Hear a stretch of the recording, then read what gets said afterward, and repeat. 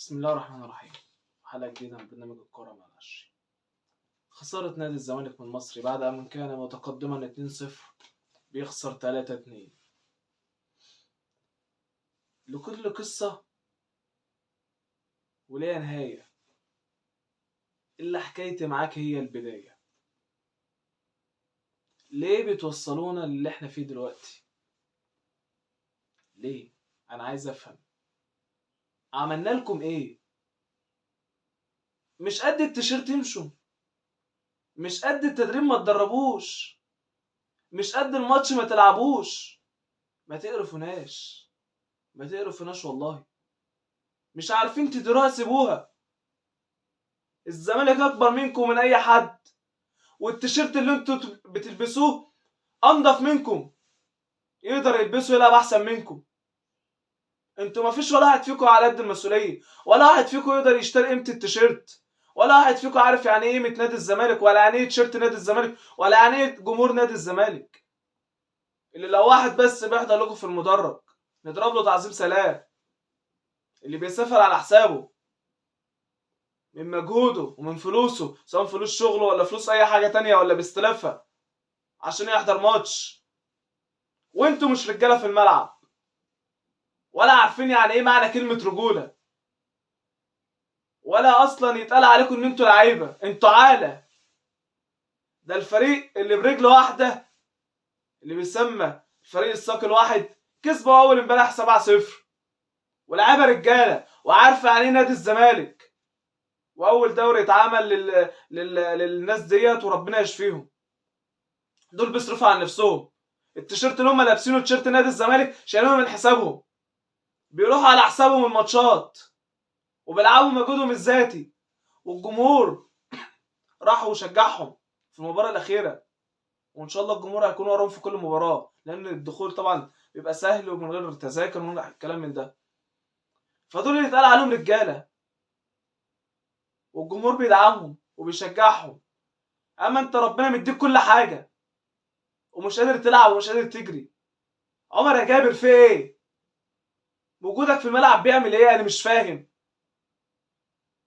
فاهم. انت ولا بتدافع ولا بتهاجم ولا بتعمل اي حاجه. انت وجودك اصلا في الفرقه عالة. انت مش حاسس اللي انت فيه؟ يا جدع خلاص بقى عرفنا منك. انا مش عارف اصلا مين اللي رجعك، منه لله اللي ابتلى بالمصيبه ديت. انت مصيبه من مصايب الزمن يا عمر يا جابر، انت وكام لاعب في الملعب. وبالمناسبه، في قرار مجلس الاداره بايقاف 4 لاعبين لنهايه الموسم، وخصم 25% من مستحقاته اللي هي بتاعت الموسم ده، و30% من جميع العقود بتاعته. طب مين الاربع لعيبه اللي توقفوا؟ هو اساسي كده عمر جابر واحد فيهم، لان عمر جابر لو مش فيهم يبقى احنا كده بقى، يعني يبقى احنا ما بنفهمش حاجه او مش عارفين حاجه، او بجد والله مش عارفين حاجه. كده كفايه بجد على شلل وروقه. يعني انا والله العظيم لو لعبت بالناشئين احسن منهم. عبد الله محمد انا نزلته الماتش اللي فات، ما نزلتوش الماتش ده ليه؟ انا عايز افهم. يوسف اسامه نبيه منزله في التوقيت الاخير ليه؟ انا سايب تبديلاتي بره ليه؟ عمر جابر سايبه طول الماتش ليه؟ انا مش فاهم في ايه بجد. في ايه؟ هي تعليمات؟ هو كل ماتش بسحب صفر وجعفر اللي بيلعب لي في نص الملعب كويس؟ مع احترامي انا نزلت شيكابالا، نزلت مين؟ ما يخصنيش انا نزلت مين، بس اسحب اكتر واحد بيلعب في الملعب. طب ما سحبتش رويا ليه؟ ما سحبتش عمر جابر ليه ونزلت نيمار من بدري؟ في ايه يا جدعان؟ في ايه بجد؟ انا مش فاهم. هو انتوا مش قادرين تديروها، ولا بتاخدوا تعليمات انتوا تنفذوها، ولا في ايه؟ ولا دي خطه منهجه ولا ايه بالظبط؟ انتوا عارفين مركزكم كام في الدوري؟ طلعتوا من افريقيا. منظركم ده هتاخدوا الصور؟ منظركم ده عايزين تاخدوا مركز في الدوري؟ انتوا والله ولا تحصلوا حتى مركز رابع. انتوا دلوقتي بقينا هنبقى السادس ولا السابع. انتوا فرحانين بعد ما كنا بطل الدوري ومفيش فرقه عارفه تكسبنا؟ هو ده خلاص اللي احنا استفدناه من لعيبه نادي الزمالك.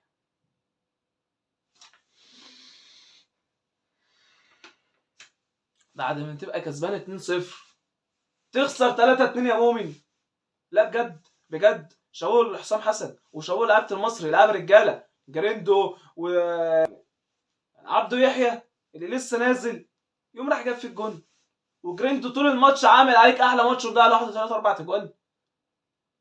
انتوا لخبطتوني وبهدلتوني الواحد قرف بجد.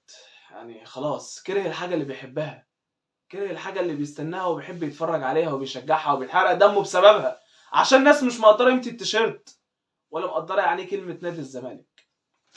وصول مدرب نادي الزمالك الجديد الالماني هايكو هيرليتش، عنده 51 سنه، هيجي معاه مدرب احمال ومحلل اداء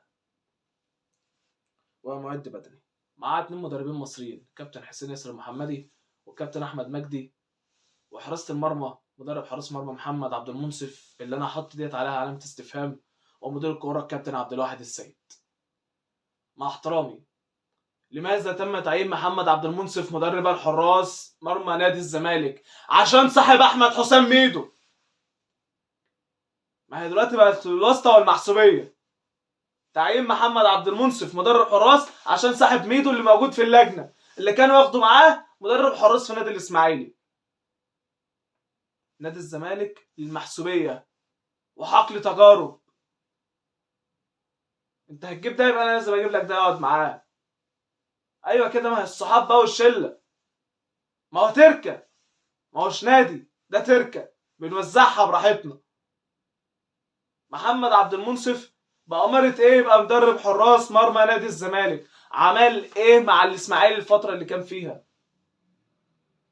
هل راح نادي تاني واحنا ما نعرفش؟ هل عمل نجاحات مع فرقه؟ هيجي الزمالك هيدرب عواد، هيدرب صبحي. احنا بنقول عايزين مدرب حراس اجنبي، مدرب حراس اجنبي. عايزين اللعبه دي تتقرص. الاجنبي ولا عارف عواد مين ولا عارف صبحي مين. خلاص هي كده خربت، هي كده خربت. احنا نبوس ايدينا وش وظهر لو لعبنا السنه الجايه كونفدراليه مش دوري ابطال افريقيا.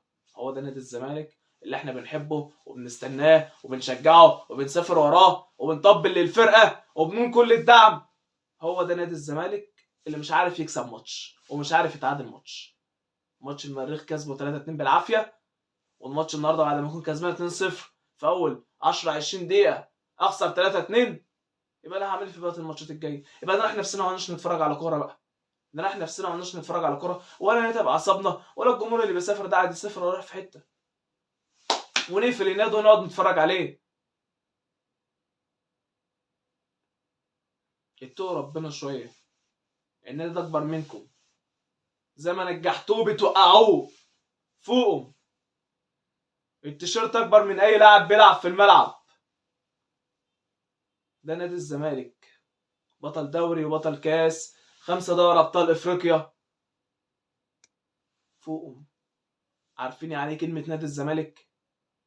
اللي الكلمه الوحيده بانضف اي لاعب في الملعب، اللي الكلمه الوحيده انضف من اي مدرب في الملعب، اللي الكلمه الوحيده انضف من اي حد بيدخل جوه النادي. هو ده نادي الزمالك.